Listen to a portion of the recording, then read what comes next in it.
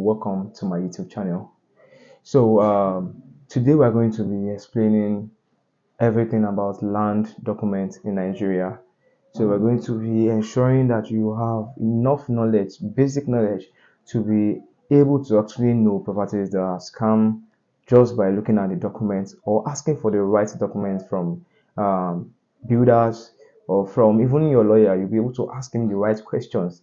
So we're not saying we're going to make you a professional overnight, but we're saying we're going to equip you with enough knowledge to be able to discern and to be able to differentiate between one title and the other. So without wasting much time, let's go into the video. Please, if you're new to this channel, subscribe to my channel, click on that notification bell so that anytime we drop a content like this, you will be the first to be notified.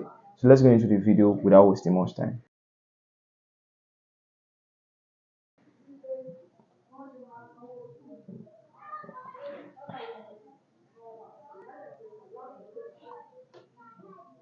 All right, so understanding land document. Now we start with land classification. Land can be classified as either free or acquired. I've made a video on land classification. You can check my channel so you can actually see. But then you should know that land can be free or acquired. Before the decree of the year 1978, all land was free. But after the decree in 1978, as government took ownership of land, so all land belongs to the government after the decree in the year 1978. So you need to know that a parcel of land is considered free if the government has not indicated any interest whatsoever in the land. Such land is safe to buy because the title on the land can be perfected without issues. So these are properties that you mostly see in rural areas, not in urban areas. They are common in areas like Epe, Ikorodu, in Lagos here. So they are still classified as rural areas, but in other areas that are very opened up, it's hard for you to see properties that is free. So mostly are acquired by the government after the decree in year 1978. All right, so such land will either have a Gazette, a C of O, or governor's consent. So if a land is acquired, it needs to have a Gazette or C of O. If you're going to be buying that property, if it does not have any of these titles that I just mentioned, you don't need to go near that property. Don't buy that property. That's my advice. Unless you ask the surveyor to check, and your surveyor is telling you that the land is free and it's not under acquisition. But if it's under acquisition and you buy, you've just wasted money. All right. So now that you understand what it means for a land to be free, you also need to know that all lands that fall within areas that are designated as urban areas are under government acquisition until deemed committed or free. So like I said before, I was talking about rural areas. Now you're saying if a land is under urban areas, you should know that they are under government acquisition, because according to the decree in the year 1978, like I said before, I keep making emphasis to this, making reference to this, because after the decree, all land belongs to the government. So you need to understand that. All right, so a land can be deemed committed or free. So now there are two types of acquisition. We have committed acquisition. Number two, we have global or general acquisition. So what is committed acquisition? A parcel of land is said to be under committed acquisition when the government has indicated an intention to use that land for a specific purpose, such as provision of amenities. So what you need to understand is, if a land is deemed to be under committed acquisition, government has already said this is what we're using it for. There are areas in Nigeria that, okay, the government is using it for maybe a stadium, or maybe they're just using it for a seaport, maybe they're using it for an airport. That means there was a time when government are saying this is what we're going to be using it for. Take for example, in the Lekki Ekpe Expressway at Ayetoro, there is a land there that has been acquired, that is under government acquisition, that is proposed for the Lekki Ekpe Airport. Now imagine an individual going there to go and buy a property there. So definitely the person is going to lose their property. Definitely. So this is why you need to understand things like this. That land, that old land, is under government acquisition. It's over 6,000 hectares of land. So it's under committed acquisition. Government has already stated what they are using it for. So you're going to definitely get your hands burnt if you buy such land. All right, so let's go for global or general acquisition. Lands that are under general acquisition or global acquisition can later be confirmed free or committed, as the case may be. So this one is, government has already acquired it, Yeah, like I said, all urban areas are acquired. You need to understand this. So, but government have not said this is what we're using it for. The land most times are always close to sea. They are close to the beach. They are close to um, places like the road. Yes, maybe directly facing the express. So they are close to. There are areas that the government does feel like, okay, this area is actually like very central, or is a place that we can use for park in the future. Is a place that we can use for a stadium in the future. Is a place we can use for a seaport in the future. So they will just like, okay, they've not said what they want to use it for in particular, but they've acquired it anyway. So so that's that for general or committee general or global acquisition. So a land under general acquisition can become free by the process of acquisition. So now you need to understand that if a land is under acquisition, that's not over. Like that's not the end of the property. That's not the order or that's not all for the property. Like it's possible for you to still get the land and make it free again, or seek the government's permission to actually own the property through a process called excision. All right. So what's excision? Excision is the process whereby the government releases a portion of an expanse of land that is not committed.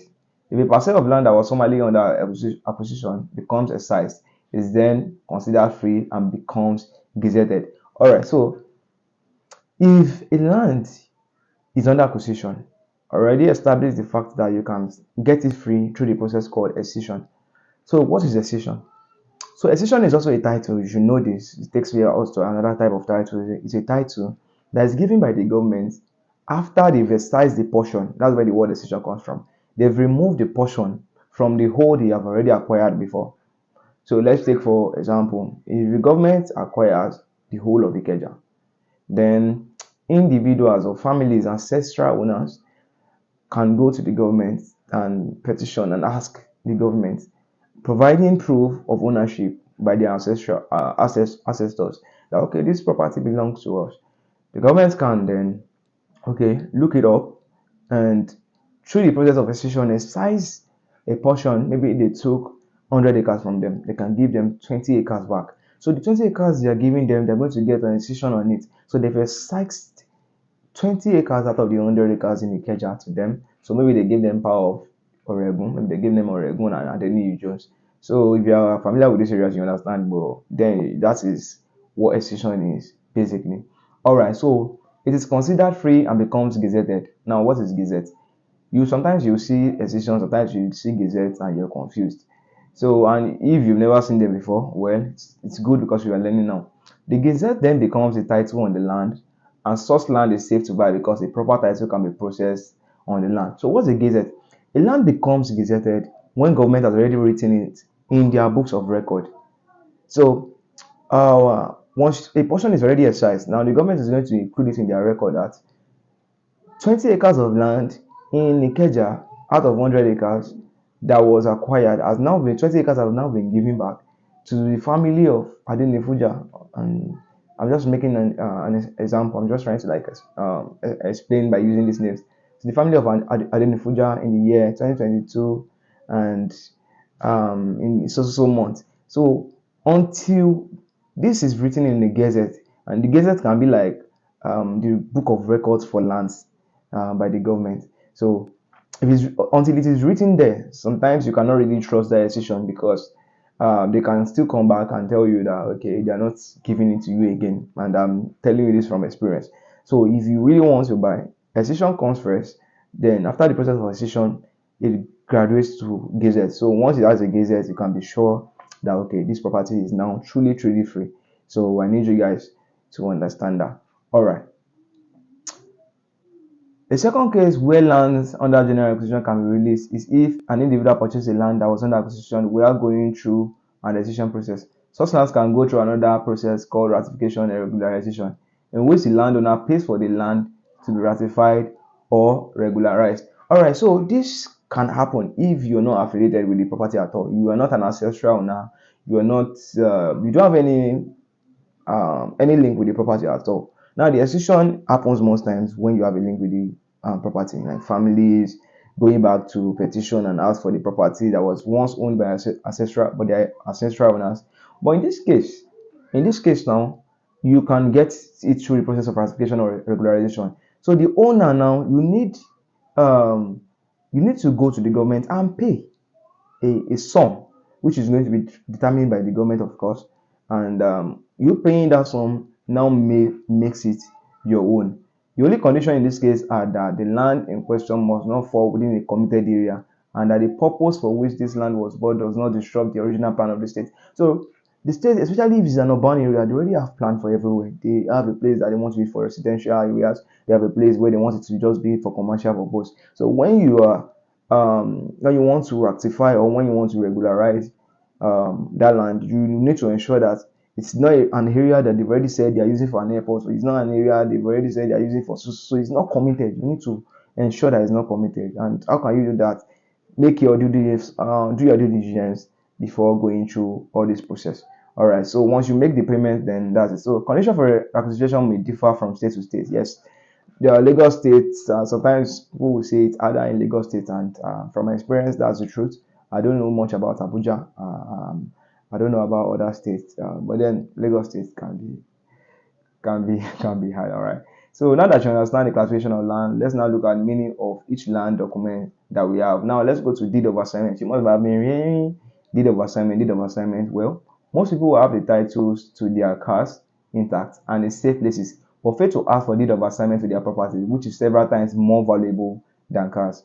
A deed of assignment is one of the transactional documents drawn up by a real estate attorney between the current title holder for a particular property and a new buyer. All right, so deed of assignment is being done by an attorney, by a lawyer.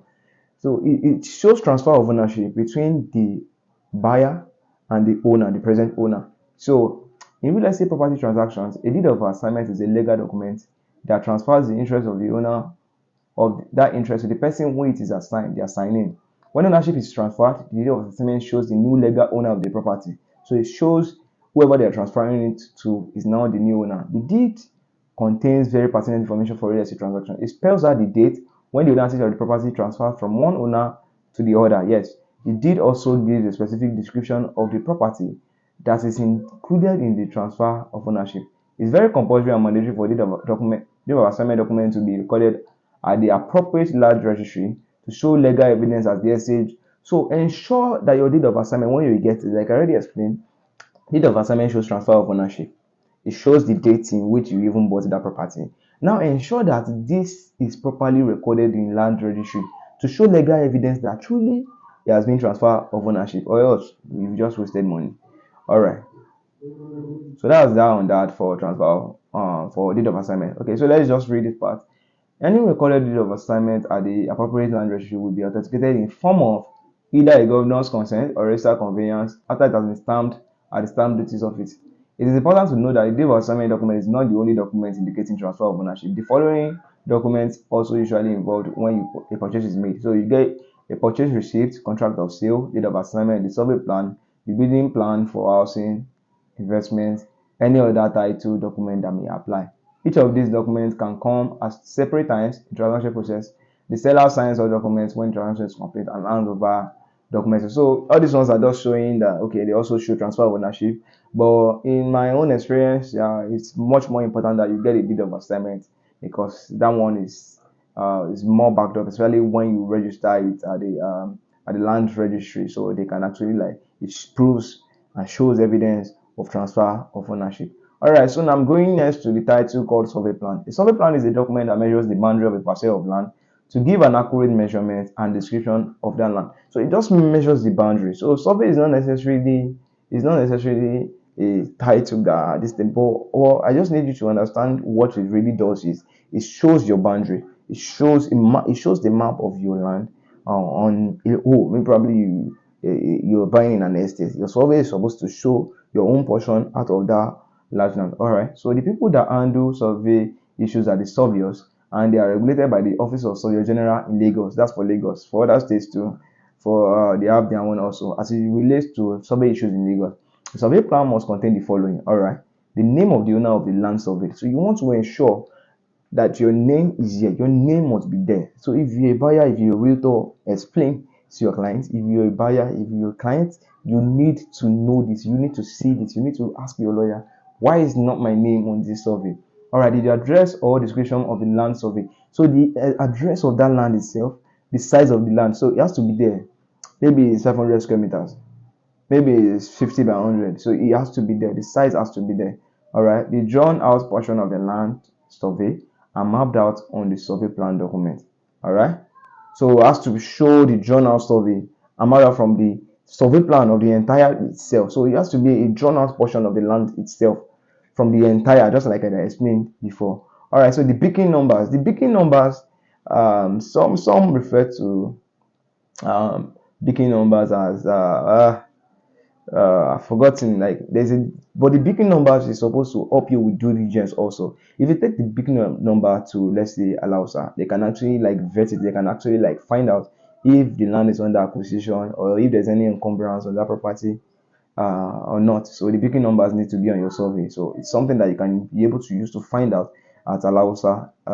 When I say Alausa, I mean the land registry for Lagos State. So Alausa to find out whether that property is under acquisition or not. All right, the surveyor will draw up the survey plan and the date it was drawn up. So the surveyor will draw it up, the name should be there. So, and there should also be the date that it was drawn up. So a stamp showing the land is either free from government acquisition or not. So the stamp needs to be there also. So once you are saying that it's not free from government acquisition, you know what to do. You run. So that's on that. So excision now, we already explained excision before. So we need you to understand that it's a title. A land can have an excision, a house can have an excision. Alright, so now an excision means basically taking a part from a whole, like I explained before, and that part has been excised, will be recorded and documented in the official government gazette. Like I said, it has to be recorded in the gazette for it to be valid. In other words, not having an excision means that the land could be seized by the government anytime without compensating you, even if you bought it legitimately from the Bale or the original dwellers on the land. So if you don't have an excision on the land, if you don't have an excision on the property, they can take that property away from you. If you like, pay 100 million for it. If you don't get the excision, government will collect it from you without compensating. If you like, buy it from Bale. There's nothing the Bale can do.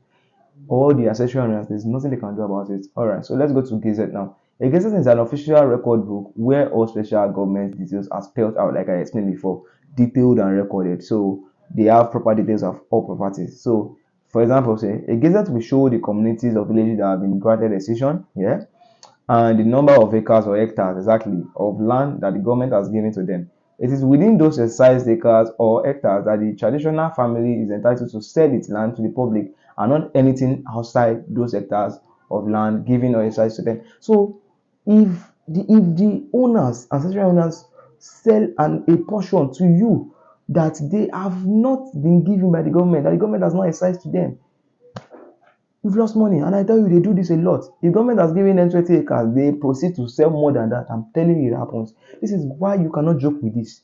They'll tell you, yeah, you have an excision. In fact, you can ask someone to check it for you. They say, he has an excision. But tell them to check. This is why you need this knowledge if you're a buyer. And this is why you need this knowledge if you're a realtor also. So, because sometimes you want to find out if there's an issue on a property. So they can tell you, yeah, there's an excision. Tell them that part is there an excision on the plot they are actually trying to sell. So it's not enough that you just find out about the whole area. Find out that the plot they are selling to you, does it have a gazette? Alright. So a gazette is a very powerful instrument. The community owns and can replace a certificate of occupancy to grant title to villagers. A community owning a gazette can sell land to individuals within those lands that have been assigned to them, and the community or family head of that land has the right to sign your documents for you if you purchase land within those excised acres or hectares of land. If the government, based on some reasons best known to them, decides to revoke or acquire your land, you'll be entitled to compensation as long as it's within the size land given to that community and land to buy. Like I said, government can always come back and tell you when we're not giving you again. But in this case, where you already have a gazette, they are obligated to, it's mandatory for them to compensate you for revoking that excised portion. But I'm telling you, most times they've actually seen that they don't need it. That's why they're giving you gazette in the first place. Don't settle for excision. Settle for gazette. So even if he has an excision, wait till they have gazetted it. Alright. So the best way to know whether a land is under acquisition or has an excision that has been covered by gazette is to get a surveyor. Yes. To task the site and take it to the surveyor general's office to do a land information to confirm whether it falls within the gazette and spell out which particular exactly. It needs to spell out the particular location it can be found. So when you have to give it to your surveyor, like I've been explaining since, let them check, let them check, let them vet, let them confirm that it's not under any government encumbrance to avoid storage later. All right. So relationship between Excision and Gazette. All right. So I'm just going to read this because I'm sure you really understand this, and if you don't, this relationship should explain it. For example, if in 1981 Victoria Island, Ikoyi, and Lekki were all part of one big community joined together called Oniru, and it had no separation to know which area is called Ikoyi, Lekki, or VI then. It has an approximate total area square meters estimate of 100,000 square meters, and government is interested in that area and decides to take 70,000 square meters for itself, for its own personal use. An urban area or public use, it will record this acquisition in the official government, which is Gazette. So they will record it that they are taking 70,000 out of 100,000. All right. And also record that the remaining 30,000 meters, a size portion, like I said before, a size portion has been left alone for the traditional family to have and to do whatever it pleases it to do. This is the sweet relationship between land under acquisition and Excision and a Gazette. So I hope that explains it with this illustration. All right, so they're taking 70,000 from 100,000 and giving 30,000 to the owners to do whatever they want with it. All right, so the popular one, which is certificate of occupancy. The certificate of occupancy issued by the Lagos State government officially lists Lagos State land to you, the applicant, for 99 years. All lands belong to the government. So after the decree in the year 1978, all lands belongs to the government. Now, certificate of occupancy is the highest title that you can actually have on your property in Nigeria. So if you're getting a property and you have a certificate of occupancy on it, you're good to go. I can tell you that. But make sure that you ensure that it is genuine. You will find out because it is properly recorded.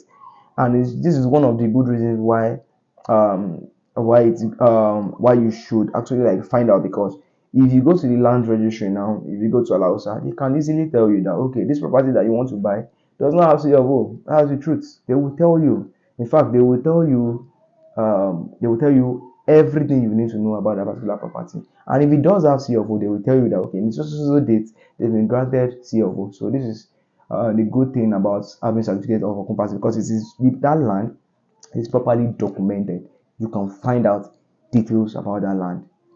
Even though it has been existing for years, you can easily find out. All right, so it's saying Lagos State has leased this land to you for 99 years. Some people will ask me, what happens after 99 years? To be honest, I don't know. Maybe they're going to ask us to renew and pay for it again. I don't know. Or maybe they're just, I don't know, honestly, after 99. Even Nigeria is not 99 years left.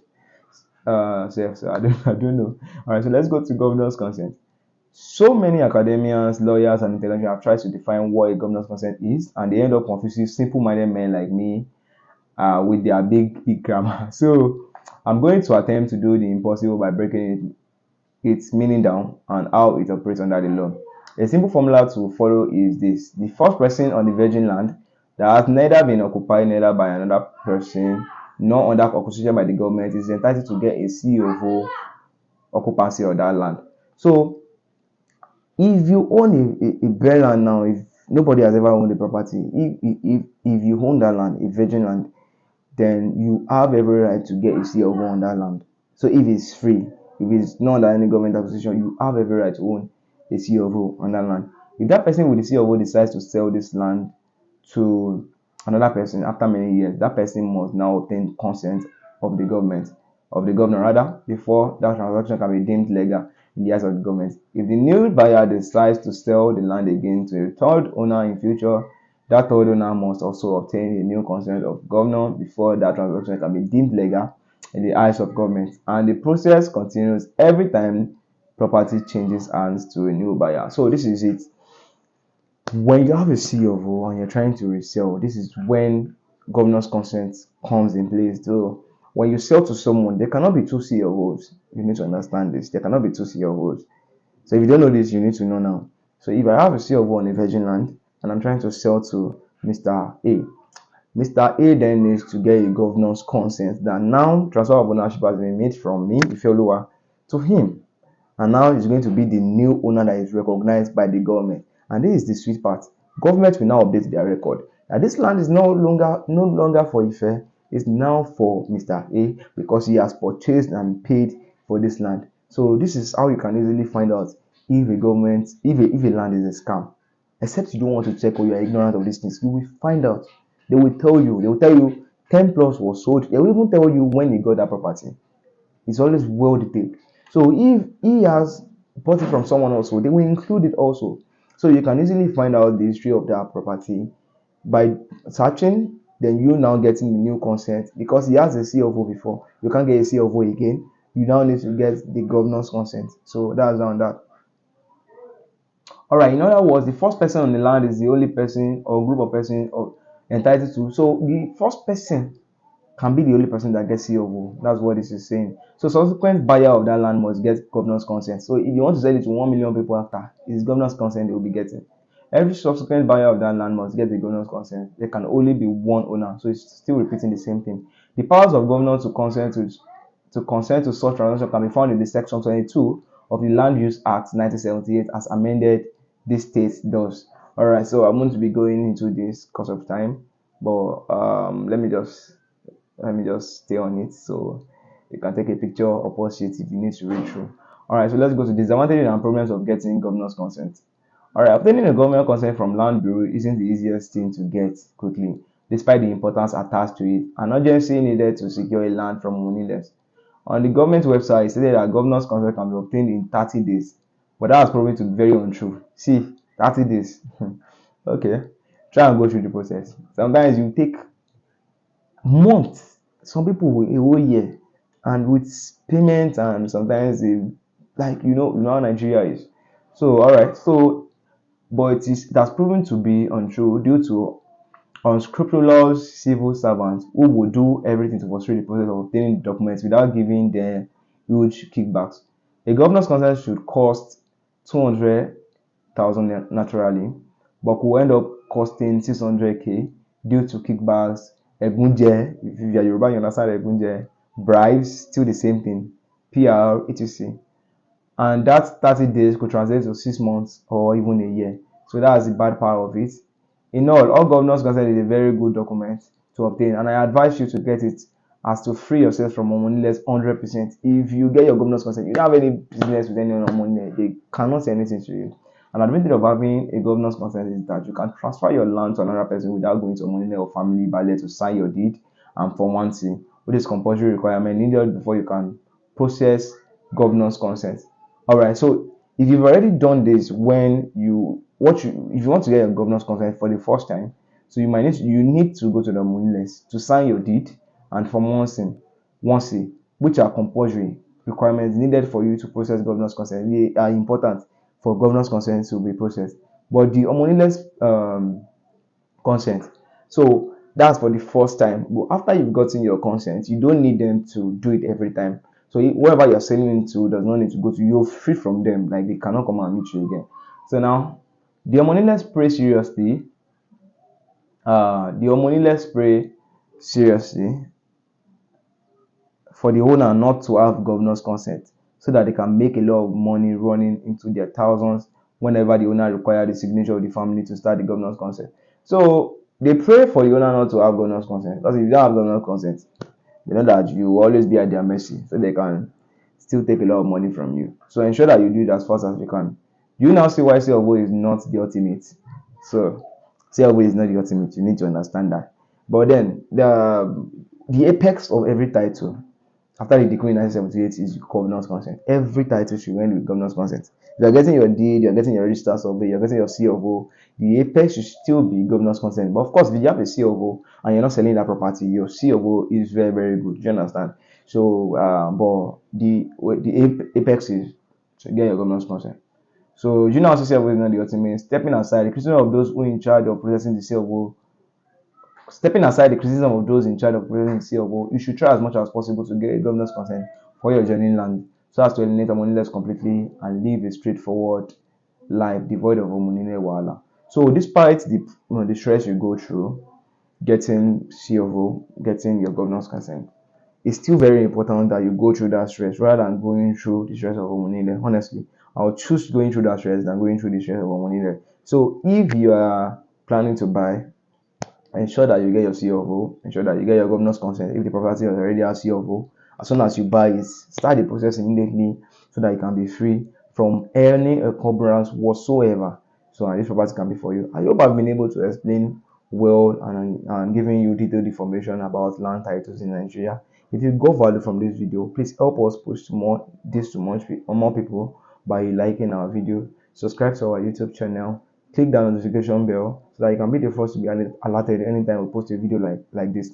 Thank you very much for watching our video, and I'll see you in the next one. I remain fair. Peace.